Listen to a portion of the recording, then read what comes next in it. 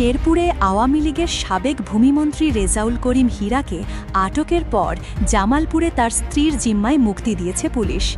৮৪ বছর বয়সী সাবেক সংসদ সদস্য ও সাবেক ভূমিমন্ত্রী হীরাকে মঙ্গলবার ২৭ মে বিকেলে শেরপুর জেলা সাব রেজিস্ট্রার অফিস থেকে আটক করে স্থানীয় বিএনপি নেতাকর্মীরা। তথ্য অনুযায়ী রেজাউল করিম হীরা তার স্ত্রী সালমা খাতুনকে সঙ্গে নিয়ে জমি বিক্রির জন্য শেরপুর সাব রেজিস্ট্রার অফিসে যান। এ সময় স্থানীয় বিএনপি নেতাকর্মীরা তাকে চিনে ফেলেন এবং পরে পুলিশে খবর দেন। খবর পেয়ে শেরপুর থানা পুলিশ ঘটনাস্থলে পৌঁছে হীরাকে উদ্ধার করে হেফাজতে নেয়। রাত ১০টার দিকে শেরপুর থানা পুলিশ তাকে জামালপুর সদর থানা পুলিশের কাছে হস্তান্তর করে। পরে জামালপুর থানা পুলিশ মুসলেকা গ্রহণ করে হীরাকে তার স্ত্রী সালমা খাতুনের জিম্মায় ছেড়ে দেয় এবং তাদের নিজ বাড়িতে পৌঁছে দেয়।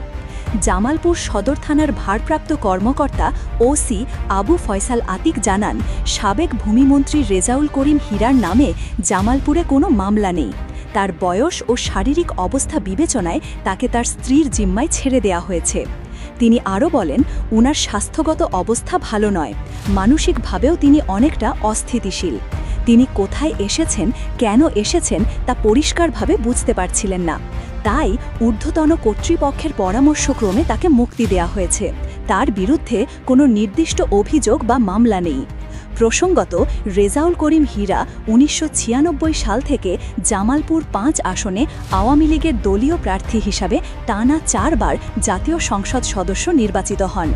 ২০০৯ সালে আওয়ামী লীগ সরকার গঠন করলে তিনি ভূমিমন্ত্রী হিসাবে দায়িত্ব পালন করেন।